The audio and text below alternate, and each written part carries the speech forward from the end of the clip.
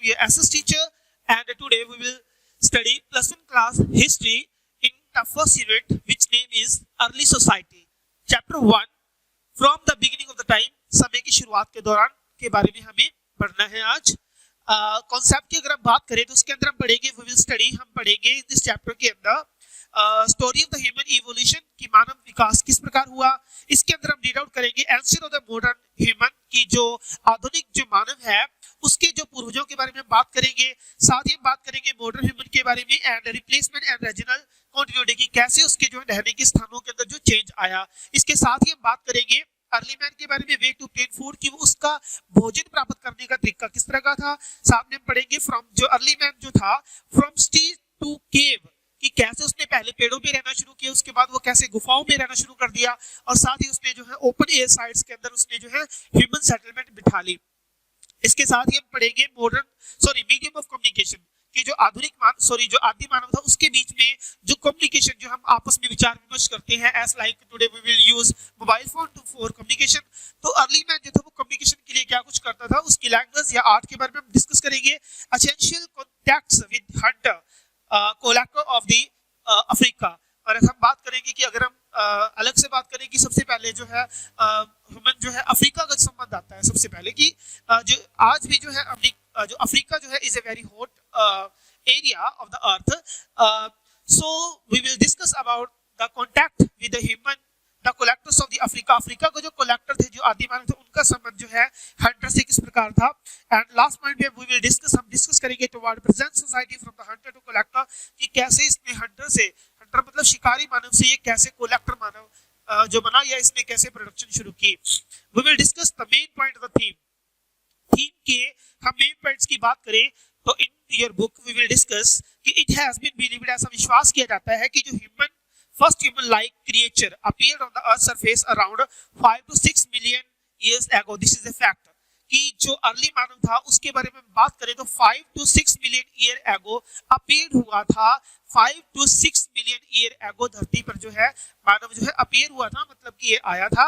और many form of human emerged. उसके बाद many form का मतलब बहुत सारे रूप, मतलब मानव के जो है आज का जो मानव बनने से पहले इसके बहुत सारे रूप थे, फॉर्म्स थी. And that became the exist during the course of time. मतलब समय के साथ साथ जो है इसके अंदर बदलाव होता गया. हम बात करें इस तरह से जो evolutionary development of the human took place, साथ साथ जो है एवोल्यूशनरी मतलब कि क्रांतिकारी विकास जो है कि प्रोसेस जो वो चलती रही.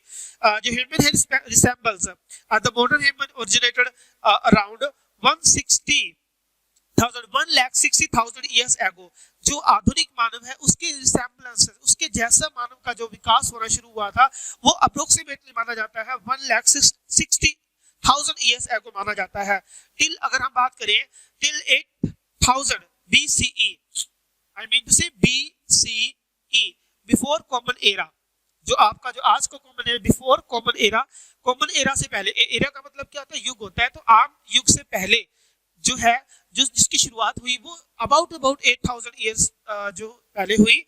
टिल 8,000 BCE ह्यूमन जो है हंटेड वाइल्ड एनिमल. तो अगर हम बात करें तो 8,000 साल पहले तक जो मानव था वो वाइल्ड एनिमल्स का हंट करता था, शिकार करता था.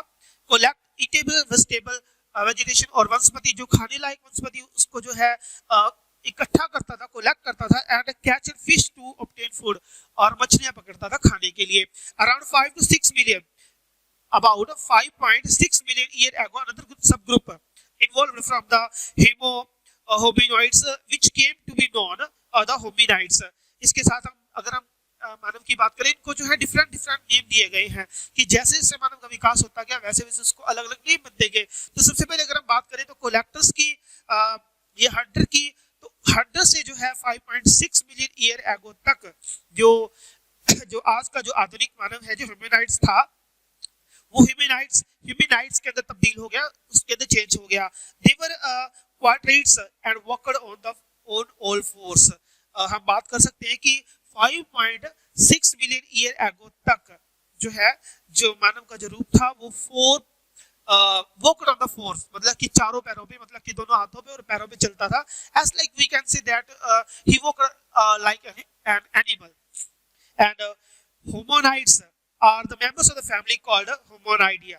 Humanoids जो थे वो उसी परिवार के मेंबर थे जिसे हम आजकल जो है आज की लैंग्वेज में द हिस्ट्री के अंदर वी कैन से दैट होमोनाइडिया बोल सकते हैं। This include all form of human beings, इसके अंदर जो है सभी ह्यूमन बीइंग्स की जो फॉर्म्स है वो आ जाती हैं।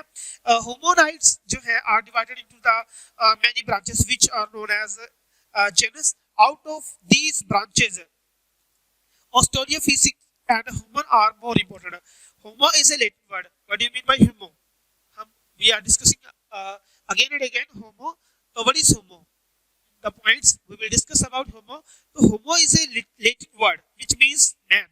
Homo का मतलब क्या हुआ? एक लैटिन वर्ड है, ग्रीक भाषा का शब्द, इसका मतलब होता है मैन। होमो जो है is further divided into branches like homo habilis and homo erectus and homo sapiens. इसी से जो है मानव का जो मैन है वो अलग अलग फॉर्म्स में बनता गया, जिसे हम जो है अलग अलग फॉर्म्स में अलग अलग नेम्स देकर इनको जान सकते हैं। अगर हम बात करें मॉडर्न ह्यूमन की, तो modern human belong to the homo species branch of homo. तो मॉडर्न आधुनिक जो मानव है, आज का जो मानव है वो होमो स्पीसीज से लिया गया है। होमो स्पीसीज से जो है इसका ओरिजिनेटेड हुआ है, जो है जो इसकी ब्रांच है। पीपल जो है in different part of the world learn to domestic many animals and plant between the 10,000 and 4500 BCE। अगर हम बात करें people in different part of the world, दुनिया के विभिन्न हिस्सों के अंदर जो है जो मानव था उसने सीखना शुरू कर दिया। उसने जो है डोमेस्टिकेट मैनी एनिमल्स, उसने बहुत सारे जानवरों को जो है पालना शुरू कर दिया एंड बहुत सारे पेड़ पौधों को पालना शुरू कर दिया, इसकी ग्रो करना शुरू कर दिया एंड उनकी जो टेकिंग केयर करना शुरू कर दिया। तो वो जो था वो 10,000 BCE से लेके 45 BCE तक की हम बात कर सकते हैं।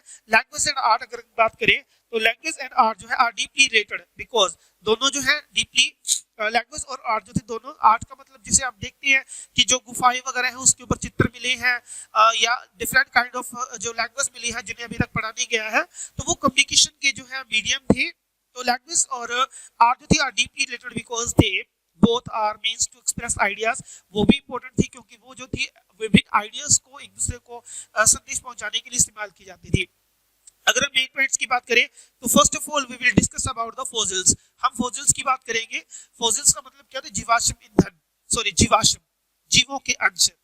तो फॉसिल्स आर द रिमेन्स, ये वो रिमेन्स और इंप्रेशन जो है of early old very old plant animals which have turn into stones. तो जो है फॉसिल जो है वो रिमेन्स है, वो बचे कुछ जो है अंश है, इंप्रेशन है जो छोटे प्लांट है उनके, ये एनिमल्स के या ह्यूमंस के जो है जो समय के साथ साथ जो है पत्थरों में तब्दील हो गए, पत्थरों के अंदर बन गए प्रेशर की वजह से, बहुत ज्यादा टाइम की वजह से। तो अभी भी जो अंश जो पत्थरों के अंदर पाए जाते हैं उन्हें हम फॉसिल्स कह सकते हैं, चाहे वो पेड़ पौधों के अंश है चाहे वो एनिमल्स के अंश है। उसके बाद अगर हम बात करें स्पीसीज की, प्रजातियां, तो स्पीसीज जो है वो क्या है? स्पीसीज होता क्या है? इज ए ग्रुप, प्रजाति होती है, is a species of A group of organism, मतलब कि जो जीवों की जाति हो सकती है, ग्रुप हो सकता है, विशेष तरह का ग्रुप हो सकता है, जैसे कुत्तों की एक स्पीसीज है, कैट्स की एक स्पीसीज है। तो एक प्रजाति, पूरे जानवरों की एक प्रजाति जहां से इनकी ओरिजिनेटेड हुई है। तो स्पीसीज जो है is a group of organism, ये जानवरों की प्रजाति हो सकती है that can be breed to produce fertile offspring, जो जो है टाइम टू टाइम जो है प्रोड्यूस होती है, रिप्रोडक्शन होती है जिनके अंदर, और members of the one species can not mate with those of the other species to produce a fertile offspring। हम इसमें ये भी कह सकते हैं कि members of the one species, एक प्रजाति के जो लोग, एक प्रजाति के जो जीव होते हैं, cannot mate with those, इनका जो है ब्रीडिंग जो होती है वो दूसरों के साथ में होती है, मतलब एक जो रिप्रोडक्शन होता है वो एक स्पीसीज के अंदर जो है उसी के एनिमल्स के बीच में होता है। अगर हम बात करें प्राइमेट्स की, तो इसे जो है हम नर मानव भी बोल सकते हैं, नर मानव हम बोल सकते हैं। प्राइमेट्स जो है आर ए सब group of the large group of mammals. Mammals का मतलब जो दूध देते हैं जानवर, जो घास खाते हैं, जो दूध देते हैं, एज लाइक जो है काऊ कह सकते हैं, गोट कह सकते हैं।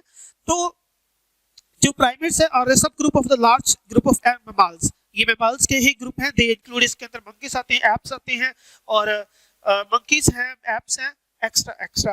ह्यूमनॉइड्स, उसके बाद हम बात करें तो ह्यूमनॉइड्स ये क्या है? उसकी डेवलप्ड सेकंड फॉर्म, इसकी बात हम बात कर सकते हैं। इसके बीच में subgroup involved from the primates is known as, जो बीच में ग्रुप बना, जो बीच में जो है फॉर्म बनी कि जो प्राइमेट्स थे उनके बाद और जो डेवलप्ड जो फॉर्म हुई उसके बीच का जो फॉर्म हुई ह्यूमन की, उसे हम जो बोल सकते हैं ह्यूमी, इसे बोल सकते हैं हम होमिनॉइड्स बोल सकते हैं, ये सब ग्रुप है।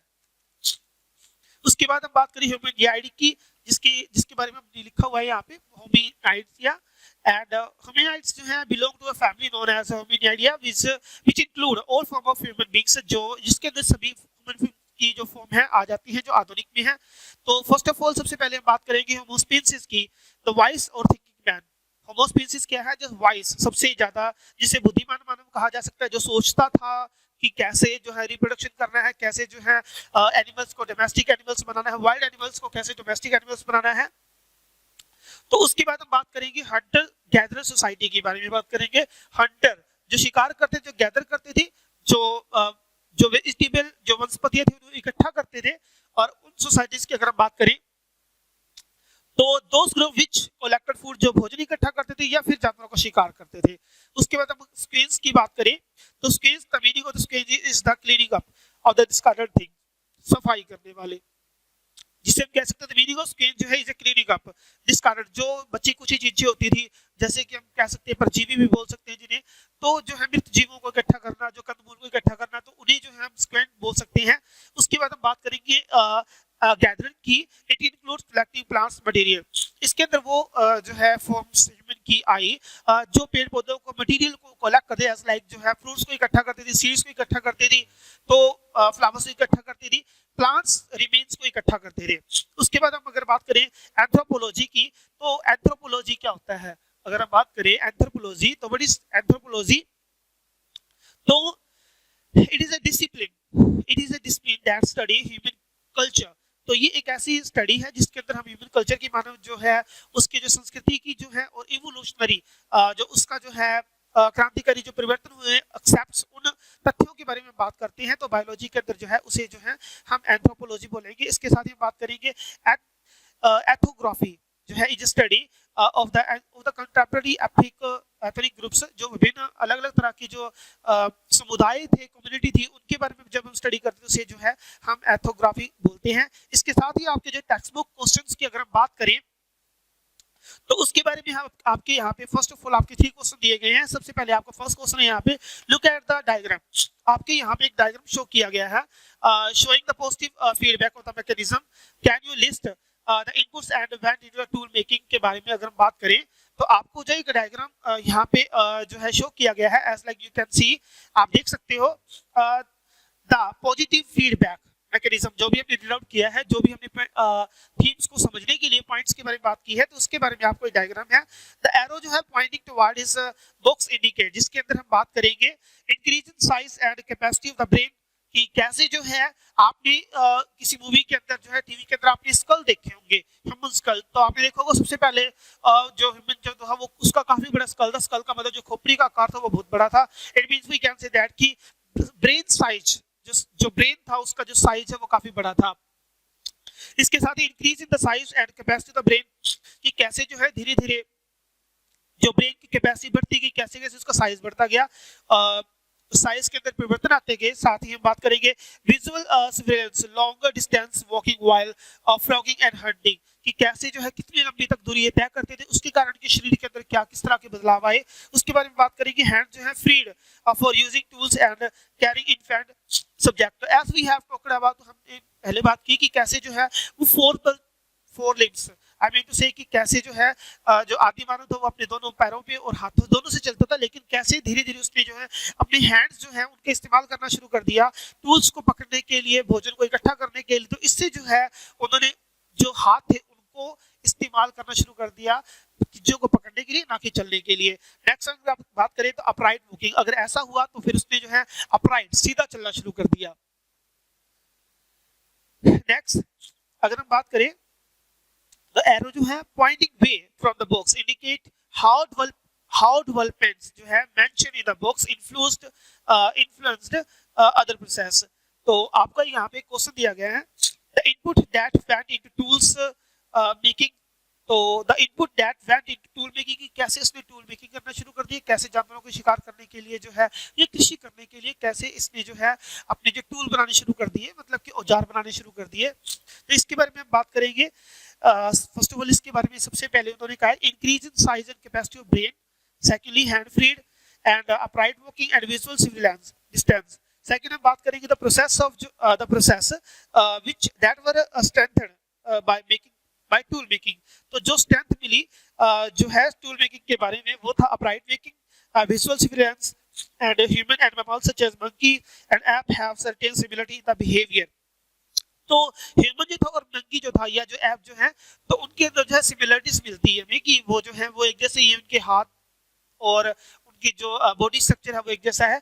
तो डिफरेंस क्या है उनके बीच में अगर हम बात करें तो we are talking about behaviour and anatomy and इनके बारे में बात करेंगे.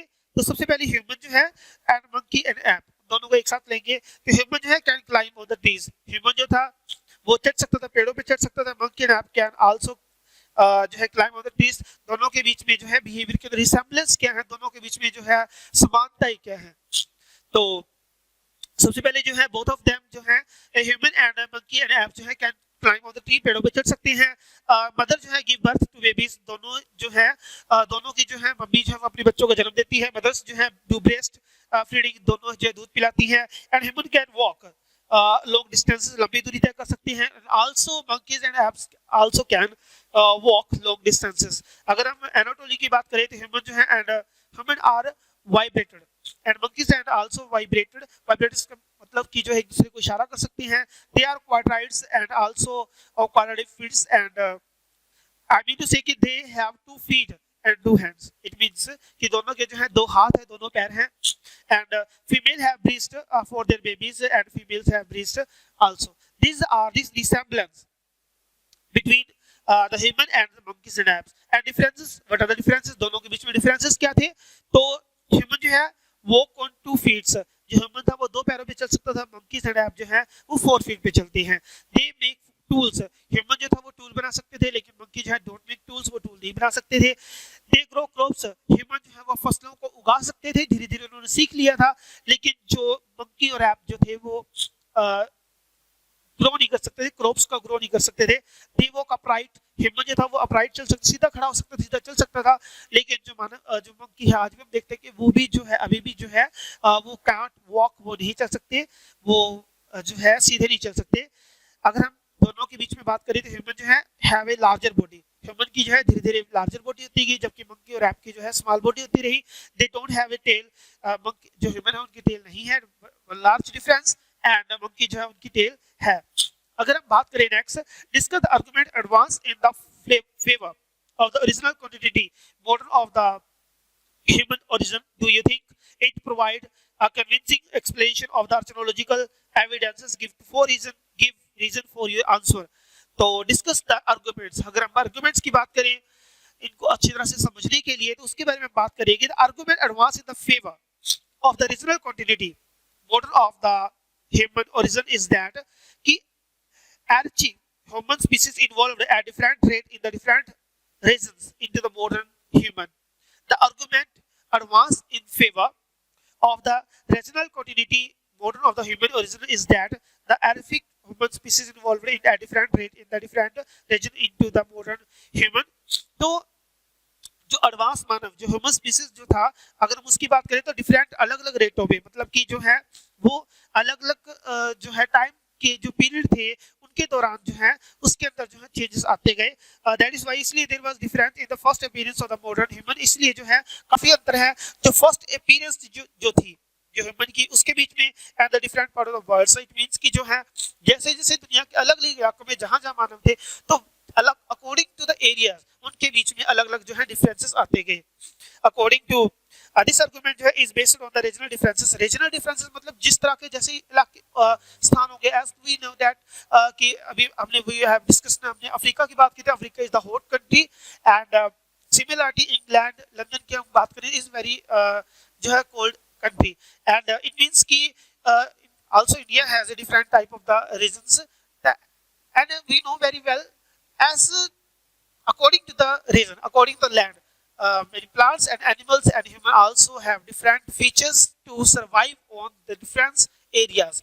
So we can say that According to this argument is based on the regional differences in the characteristics of the present day human, कि यही जो differences थे, जो regional difference थे, जो क्षेत्रों के आधार पर जो अलग अलग differences थे धरती के, उसके अंदर रहने वाले human being जो थे उनके अंदर आज भी differences दिखाई देते हैं. According to sports of these arguments, these dissimilarities are because of the different behavior between the pre-existing Homo Habilis and Homo erectus population which lived in the same regions. हम देख सकते हैं कि एक क्षेत्र में रहने वाले जो अलग अलग तरह के ह्यूमन जो फॉर्म्स थी उनके बीच में डिफरेंस आया, क्योंकि वो अलग अलग क्षेत्रों में रहते थे और उनके जो रीजन थे, जो इलाके थे, वो अलग अलग थे. अगर हम बात करें, no this argument does not provide a convincing explanation of the archaeological evidences. तो कई बार जो है जो आर्कियोलॉजिस्ट लॉजिकल जो स्टडी करते हैं उन्हें जो है इस तरह के एविडेंसेस में विश्वास नहीं होता. अदर जो modern visualise and complete replacement everywhere of the older form of human with modern जो ह्यूमन, तो कई बार वो सोचते नहीं, इस तरह से नहीं था. एक ही जगह पे आदि मानव जो था वो उसका विकास होता गया और जैसे जैसे डिफरेंसेस एरिया में गया वैसे वैसे डिफरेंसेस जो है फीचर्स उसके अंदर आती रही. अगर हम बात करें which of the following do you think is the best document in the archaeological record, तो आपको क्या लगता है कि which of the following do you think, आपको क्या लगता है कि अगर हम इनको जो है अगर हम इनकी स्टडी करना चाहते हैं, इनको रिकॉर्डिंग अच्छी तरह से रिकॉर्ड करना चाहते हैं, इनके बारे में जानना चाहते हैं, तो हमारे लिए सबसे बेस्ट जो है जो टूल क्या है, सबसे बेस्ट जो है हमारे पास एविडेंस क्या है, तो उसके बारे में आपके पास एक गैदरिंग है, टूल मेकिंग है and the use of fire है. तो तीनों में से क्या हो सकता है, तो द बेस्ट जो है एविडेंस वो है टूल मेकिंग की, कैसे मानव ने जो है टूल बनाना शुरू कर दिया था. अगर हम बात करें discuss the extent to which hunting and constructing shelter, hunting शिकार करना और कंस्ट्रक्ट करना, शेल्टर कंस्ट्रक्ट करना, कि कैसे जो है अपनी जैसे हट बनाना, झोपड़ियां बनाना, क्योंकि केव के बाद इसने जो है पेड़ों की जो पत्ती है उनसे अपनी झोपड़ियां बनाना शुरू कर दी. तो कैसे जो है जो हंटिंग है और कंस्ट्रक्टिंग शेल्टर या कंस्ट्रक्ट करना, कि कैसे जो है निर्माण करना शेल्टर्स का, उसने जो है been facilitated by the use of the language, और उन्हीं के द्वारा जो है लैंग्वेज जो है उसका विकास हुआ, आर्ट्स का विकास हुआ. तो बात कर रहे हैं हंटिंग की एंड कंस्ट्रक्टिंग शेल्टर की. तो first of all hunting and construction जो है shelter would have been facilitated, इससे सुविधा मिली by the use of the language to great extent, ज्यादा मात्रा में, अच्छी मात्रा में अपनी जो कम्युनिकेशन स्थापित करने के लिए जो है, ये आर्ट के लिए जो है इसको जो प्रोत्साहन मिला, फैसिलिटी मिली, वो मिली हंटिंग से एंड कंस्ट्रक्टिंग शेल्टर से. Now we will discuss about the hunting and constructing shelter.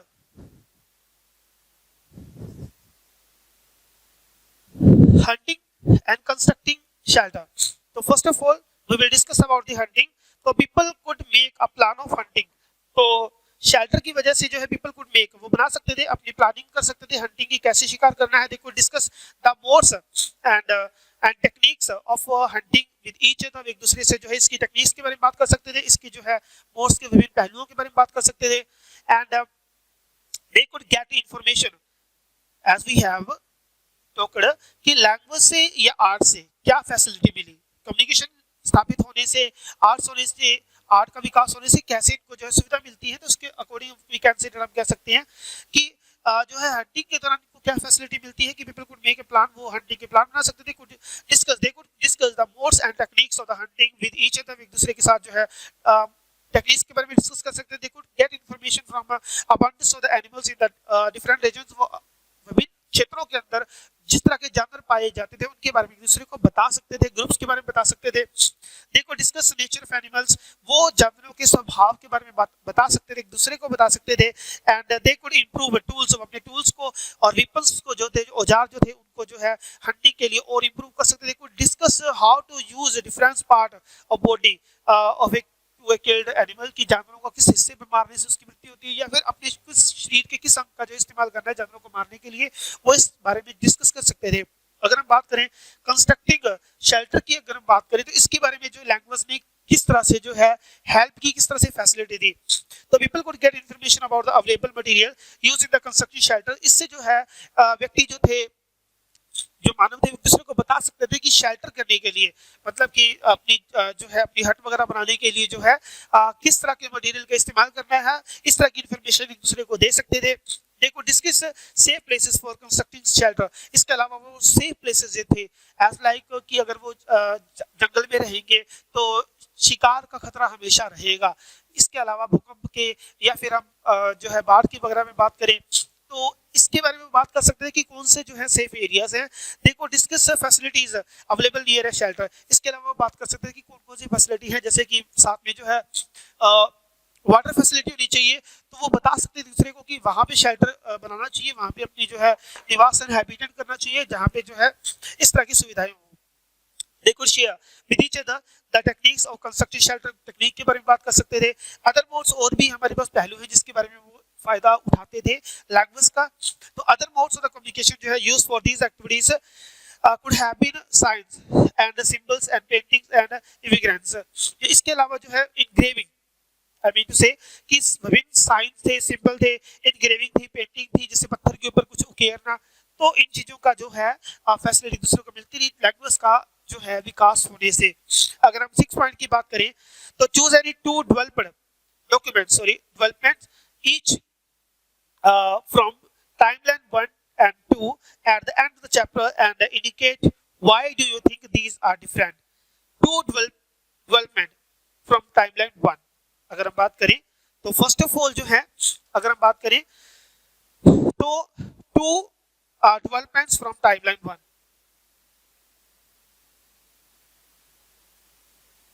yes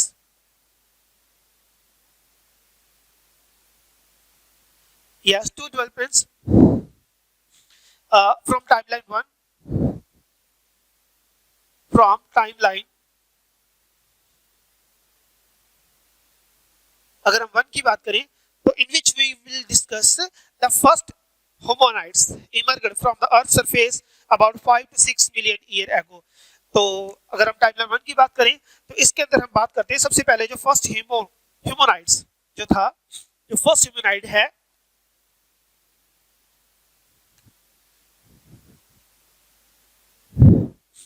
yes we are discussing hominids। the first humanoids emerged on the earth जो धरती पर अपीयर हुआ वो था 5 to 6 million years ago। वो था 5 to 6 million 5 to 6 million years ago तक जो है इमर्गड हुआ। they evolved from the humanoids and both had certain common feature। इनके अंदर इसके अंदर जो है एक ग्रुप आता है humanoids का and both have दोनों के अंदर जो है एक common features थी जिसके अंदर एक दूसरी विशेषता थी but the certain major difference were also there between both of them। लेकिन कुछ differences भी थे। humanoids जो थे humanoids have a large brain। इनके जो humanoids जो थे इनके अंदर जो थे वो काफी इनका large brain था than that of the hominids and hominids were quadruped and walked on all fours hominids। we should discuss the differences between the hominids and hominoids। yes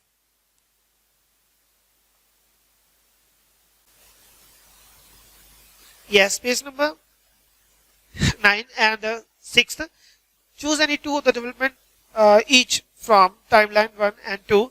so first of all we will discuss about the two developments from timeline 1 and in which we are studying the first humanoids emerged from the earth on the surface about 5 to 6 million year ago and they evolved from the humanoids and both had certain common feature। तो इनके अंदर जो है humanoids के अंदर जो है दोनों तरह की फीचर थी, कॉमन फीचर थी दोनों के अंदर। इन दोनों के अंदर जो है कॉमन फीचर्स थी but there are some differences भी थे as like certain major differences were also there between the both of them। दोनों के बीच में differences भी थे। तो first of all जो था hominids जो है have a large brain। hominids जो है उनके अंदर जो है large brain था and have a large brain than that of the hominids के hominids में and humanoids जो है were quadruped के means कि जो है 4 जो limbs है उनसे चलते थे and walked on 4 but they had flexible 4 limbs।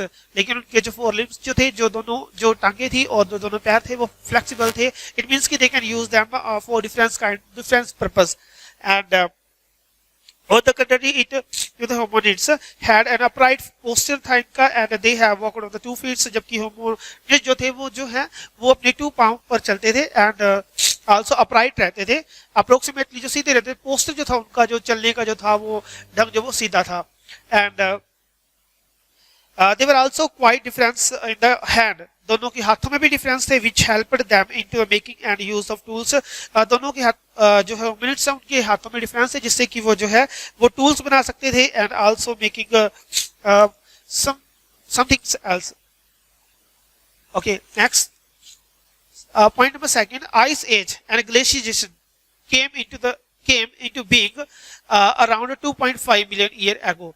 About ice age जो जिसे हम हिमयुग कह सकते हैं, जैसे बर्फीला युग कह सकते हैं, तो उसके दौरान ये ग्लेशिएशन, जैसे ग्लेशियर देखते हो आप, जैसे आपने मूवी वगैरह में भी देखा होगा कि किस तरह से जो है जो हमारा अंटार्कटिका जो एरिया है, धरती का नीचे वाला हिस्सा आप देख सकते हो जो व्हाइट होता है, तो ग्लेशिएशन जहाँ पे बर्फ जो है वो लगातार पिघल रही है, तो जैसे आइस एज हुआ तो वो अबाउट 2.5 मिलियन जो ईयर है, जैसे जो आइस एज धरती पर हुई तो लार्ज पार्ट ऑफ द अर्थ जो है वर कवर्ड विद स्नो, तो धरती का जो बहुत सारा हिस्सा है वो बर्फ से ढक गया था. इट ब्रॉट मेजर चेंजेस, इससे जो है काफी बदलाव आए इन द क्लाइमेट, मौसम के अंदर एंड वेजिटेशन के अंदर, मतलब कि जो वनस्पति थी धरती के ऊपर उसके ऊपर भी बहुत बदलाव आए.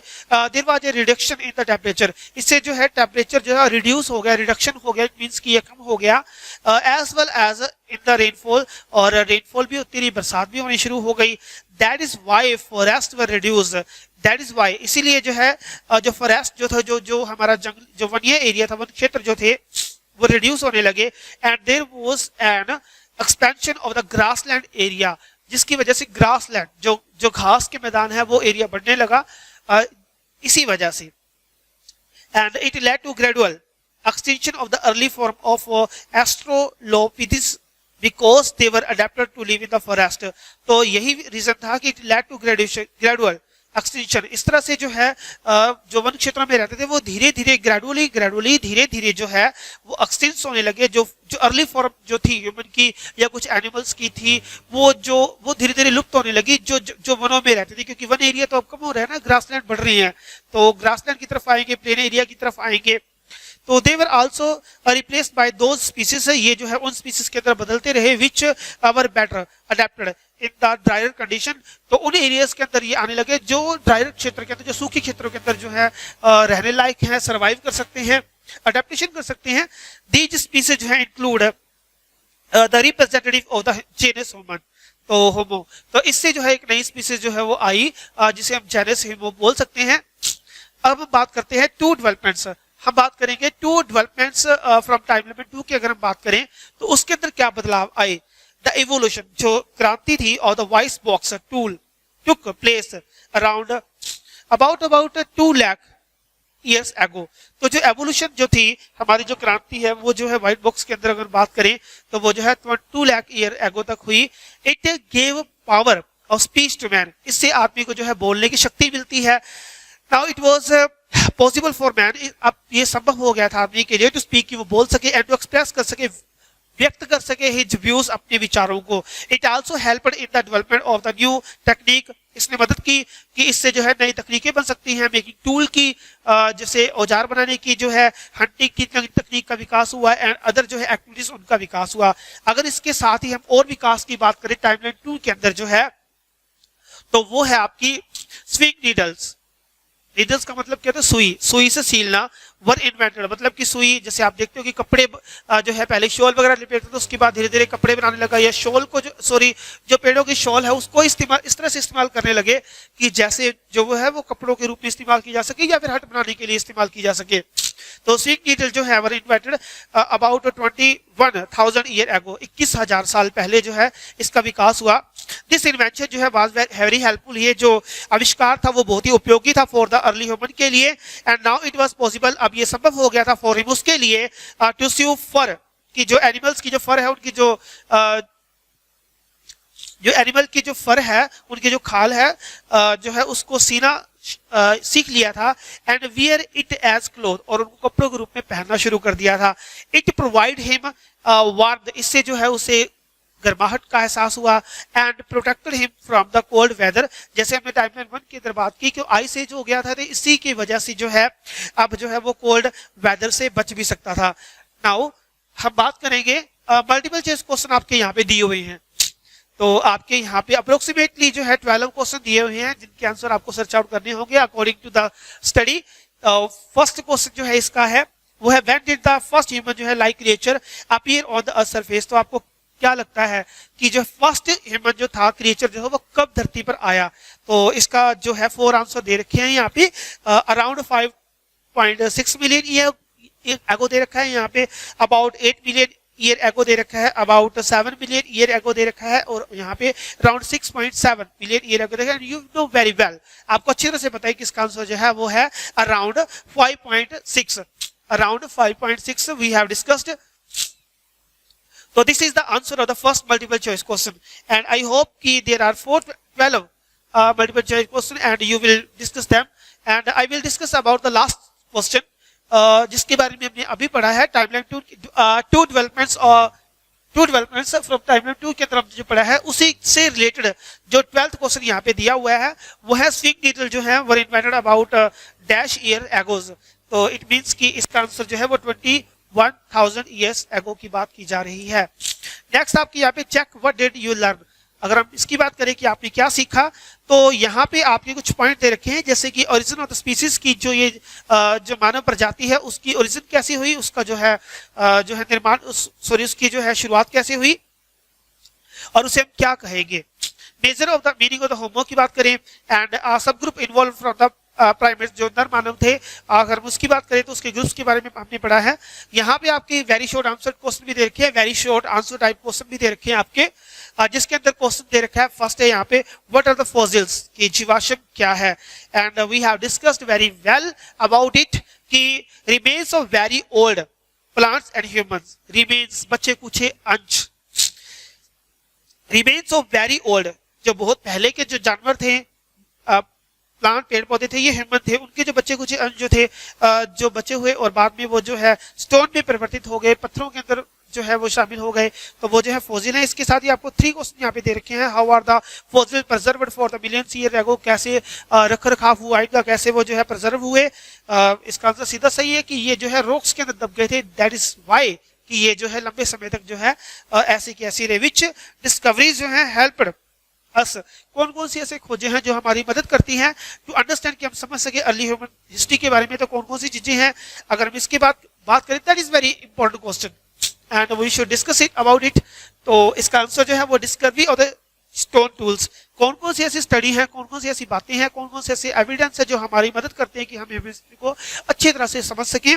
तो उसके लिए यहाँ पे दे रखा है discoveries of the stone tools. हमें पता होना चाहिए कि स्टोन टूल्स जो पत्थर थे उनके जो टूल्स थे उनकी खोजों से भी पता चलता है, ह्यूमन फॉसिल से मानव के जो अंश है जो अवशेष है उनसे पता चलता है, एंड केव पेंटिंग या फिर गुफाओं के अंदर जो पेंटिंग की गई है, जो चित्र बनाई गई हैं, हमें उनसे इंफॉर्मेशन मिलती है। ये जो है ये जो डिस्कवरीज हैं ये हमारी मदद करती हैं हम समझ सके the history of the early human की। आपके यहाँ पे वेरी शॉर्ट क्वेश्चन आंसर के अंदर 4th क्वेश्चन दे रखा है हाउ कुड द फॉसिल जो है species be dated which have become exist, कि जो लुप्त हो चुका है हम उसे डेट कैसे देते हैं, हम उसे तारीखें कैसे देते हैं, फॉसिल्स को हम किस तरह से उनकी जो एज का पता लगाते हैं।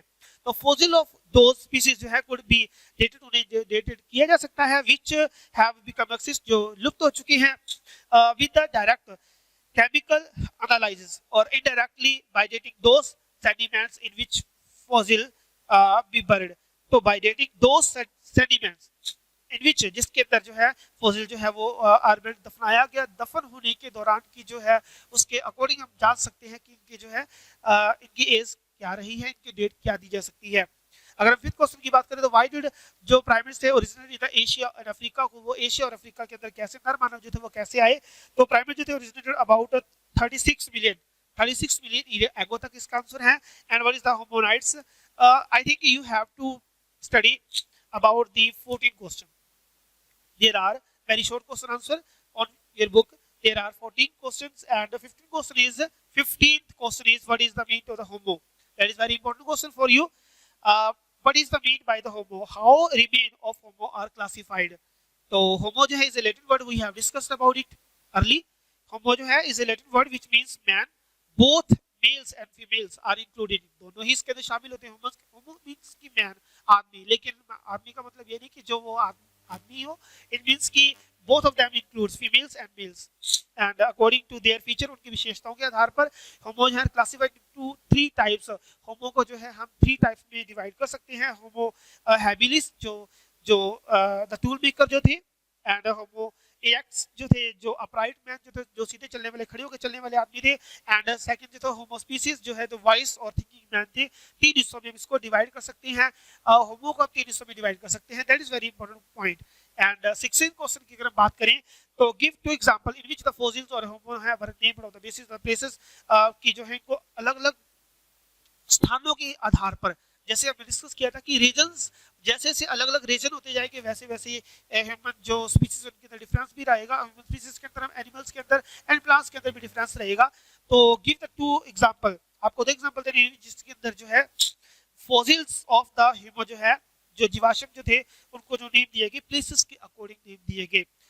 तो fossils found in Germany city of the Heidelberg were called the Homo heidelberg species, and fossil found in the Ender Valley were called as the Homo Netherlandensis बोला गया है इनको।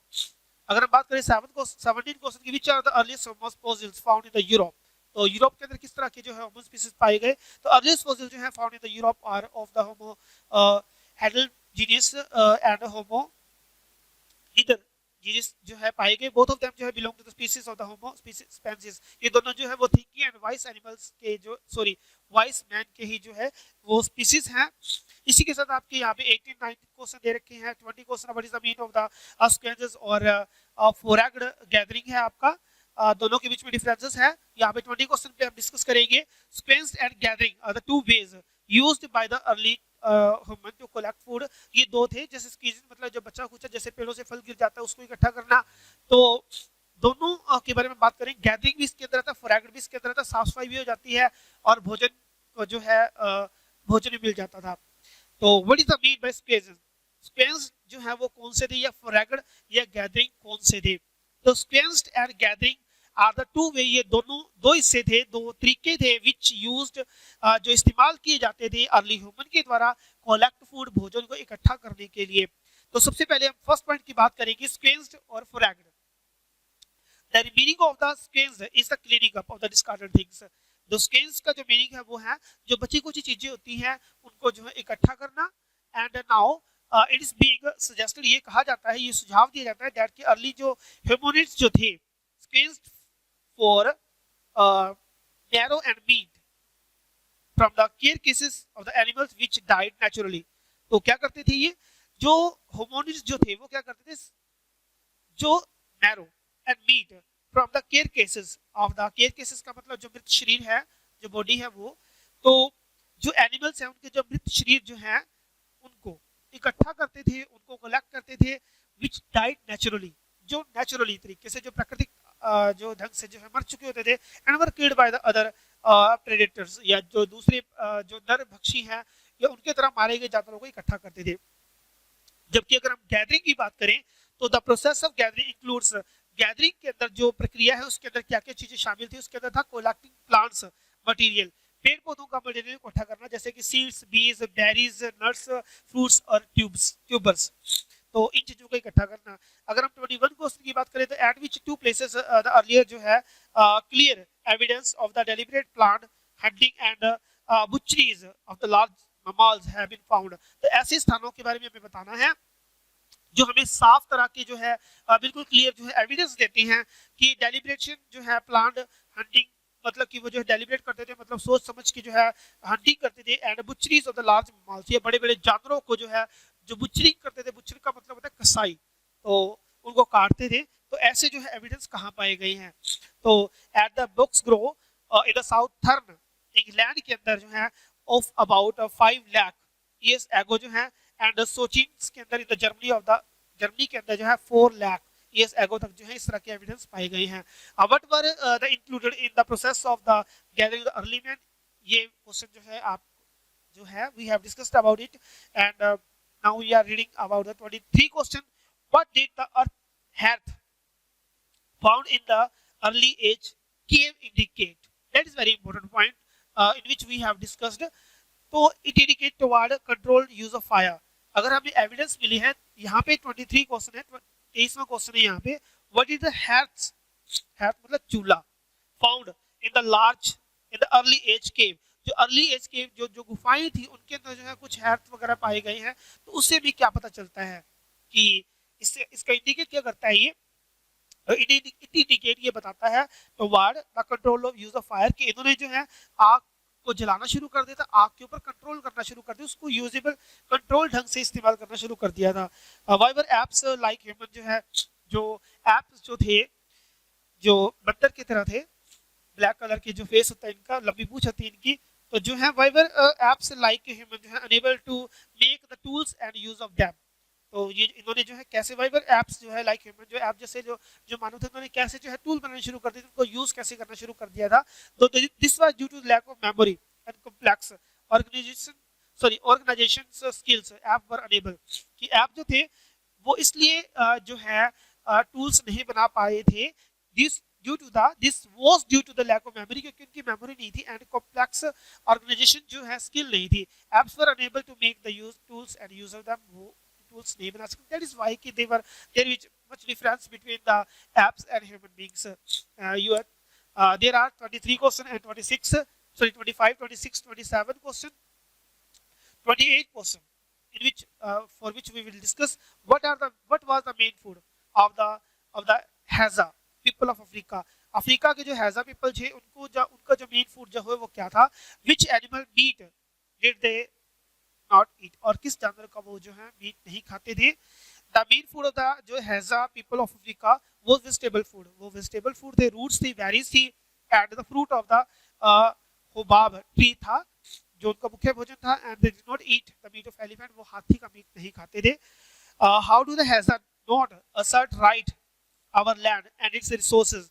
Why do the Haza जो थे, जो Hadza people of Africa थे, तो वो not assert our rights our land and its resources, तो वो अपने जो resources थे उनका अच्छी तरह से इस्तेमाल क्यों नहीं कर पाए? It was so because इसलिए था they could live where they like, क्योंकि वो वहां पे रहते थे जहां पे वो जिस स्थान को वो अच्छा लगता था उनको. They may hunt animals, वो जानवरों का शिकार कर सकते थे. And they may collect roots, वो जो है जो roots, berries and honey को इकट्ठा करते थे. That is why कि वो जो है समय समय पर जो है वो एक स्थान पर नहीं रह पाए, वो जो है ट्रैवलिंग करते रहे. ये 30 question is why is there never any shortage of food to Haza people can even in the time of the drought. Drought का मीनिंग क्या होता है? ड्रॉट का मीनिंग होता है जो है सूखा पड़ना, भुखमरी होना, ड्रॉट. भोजन की भोजन कमी के दौरान भी जो है उन्हें भोजन की कमी क्यों नहीं? That is why. तो इन द ड्राई सीजन के अंदर, जो ड्राई सीजन था उसके अंदर, या फिर इन ईयर ऑफ ड्रॉट, या फिर जो अकाल के समय के दौरान भी there is never any shortage of food. हजार पीपल को भोजन की कमी क्यों नहीं आई? बिकॉज क्योंकि वेजिटेबल फूड जो था, जो बेरीज थी, जो रूट्स थे, एंड द फ्रूट जो थे और द बियाडो ट्रीज के अंदर एक्स्ट्रा और अबंडेंट अवेलेबल, वो हर जगह पे जो है पर्याप्त मात्रा में अवेलेबल थे. मतलब एनिमल्स तो अगर वो एनिमल का शिकार कर एनिमल्स पर डिपेंड होते तो उनको शॉर्टेज ऑफ फूड का सामना करना पड़ता, लेकिन वो जो थे वो वेजिटेशन पे डिपेंडेंट थे. दैट इज व्हाई कि दे did not face the shortage of food. If we are talking about discuss about 31 question, so why do the size and location of the camp of the Hazara peoples keep changing from season to season? कि कैसे ये जो है changing season to season according to region जो है ये कैसे जो है इनमें चेंज आता गया. तो size and location of the camp जो थे, जो लगाते थे, क्योंकि वी हैव डिस्कस्ड, हमने बात की है कि ये जो है गैदरिंग करते थे, कोलैक्ट करते थे, तो इस तरह से कैंप लगाते थे जहां भी वी हैव डिस्कस कि जहां ये चाहते थे वहां पे रहते थे. तो दैट इज व्हाई कैंप लगाते थे. तो साइज एंड लोकेशन जो था, तो कैंप हैजा पीपल जो थे depend upon the availability of water. तो जहां पे अवेलेबिलिटी ऑफ वाटर, जहां पे पानी उपलब्ध मात्रा में था, अच्छी मात्रा में था, वहीं पर ये अपने कैंप लगाते थे. उनके अकॉर्डिंग टू साइज भी लगाते थे. ये कैंप जो थे वो widely dispersed in the wet season. तो मैक्सिमम तौर पे जो ये जो गीले क्षेत्र थे वहां पे जैसे पानी की अवेलेबिलिटी होगी वहां पे वेट सीजन होगा, तो रीजन होगा वहां पे लगाते थे, बट लेकिन द ड्राई सीजन के अंदर they were considered near the few available source of water, but लेकिन द ड्राई सीजन के अंदर भी दे वर कंसिडर्ड, इनका फोकस जो था near the few availability of the source of water पे था। अगर हम 32 क्वेश्चन की बात करें तो right name of the one word region where farming and pastoralism began around 10,000 year ago. तो ऐसे क्षेत्र का नाम बताना है जहां पे 10,000 साल पहले तक जो है फार्मिंग शुरू हो गई। हमारे पास ऐसे एविडेंस कहां है? The fertile crescent extend from the Mediterranean coast of the Zagros mountain in the Iran। तो ये वो क्षेत्र है जहां पे जो है सबसे पहले में 10,000 ईयर पहले तो जो है हमें फार्मिंग के जो है एविडेंस मिले हैं। यहाँ पे आपके पास जो है 33 क्वेश्चन है, 34 हैं and 35 question in which we can discuss. Check what did you learn. अगर बात करें कि आपने क्या सीखा उसके अकॉर्डिंग हम बात करें तो यहाँ पे आपके 4 क्वेश्चन हैं in which you have discussed what is the mean by the hominids, what is mean by the scavenged, what did the hearth found in the early age cave indicate, and right to consequence of end of lost ice age। So there are 4 questions which you have to discuss. Now we are talking about the short answer type of question. On what ground it is said